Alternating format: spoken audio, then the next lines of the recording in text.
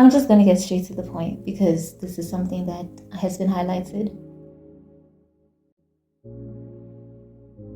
In this day and age, people are often in search of themselves through others. So oftentimes love is always mistaken with lust because not everyone understands what true love really is. Mainly because the idea of what they think love is centered around what they need in another person instead of what they themselves need to learn to acquire on their own to understand why they would ever need someone else. So that drives where I just got straight into the topic like that. But yeah, it's a whole lot in one topic. But for today, I just felt the need to highlight to someone that if you are battling with lust, you're probably someone who's battling with the flesh. Okay, with the things of the flesh, you're probably someone who's battling to let go of the things you're supposed to let go of in order for you to feed your spirit. So you're someone who's probably feeding your flesh more than you are your spirit. You're someone who's probably yielding to what it is that you feel in the physical, in the emotional, in your surrounding, more than you do take heed of what you would be feeling in the spirit. Okay, and to switch up things in order for them to align. This really has been brought to my attention to deliver to you today because there's something key.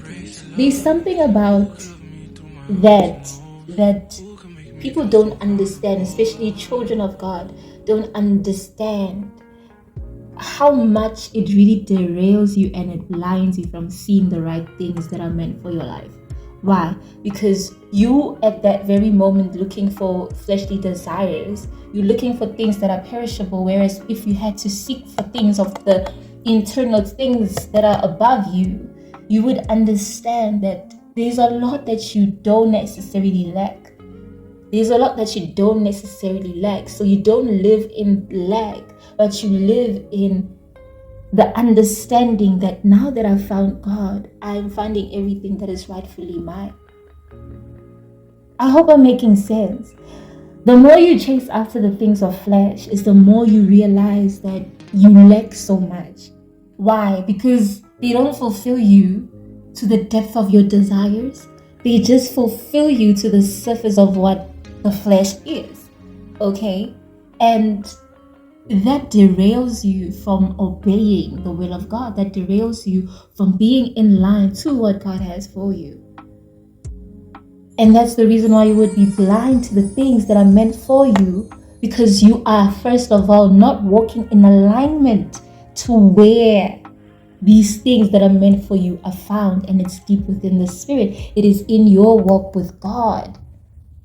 To yield to the flesh, you yielding to the deception of the world, going away from the things of God, because the things of God are not found in the world, but they're found in the spirit. The things of God are found in the sacrificial being, ridding the flesh to take heed of what's in the spirit, making a habit of sacrificing the desires of the flesh in order to take heed of the desires within your spirit, where you are mostly satisfied, where you are actually filled and actually satisfied. If you are someone who is struggling with the flesh, know that that's the reason why you find it hard to hear God, why you find it hard to realign yourself to the will of God. So if you find yourself battling with the flesh, understand that you need to crucify the flesh. You need to get into the habit of dying to flesh. And how you die to flesh is by denying the fleshly desires and yielding to what the Spirit wants in order for the Holy Spirit to be edified in you. It's all down to obedience. The simplicity of obedience is what's going to get you to that level. 8 p.m. I'm stalling. 12 a.m. I'm waiting for your call. Yeah. Lord, I'm tired of running. Yeah. Cause every time I run, I seem to fall. Yeah. I wanna go back to the way we used to be. But if I come back right now, will you still speak? I think I ran just far enough. I think it's time to embrace the love. Who could love me through my highs and lows? Who can make me feel so vulnerable?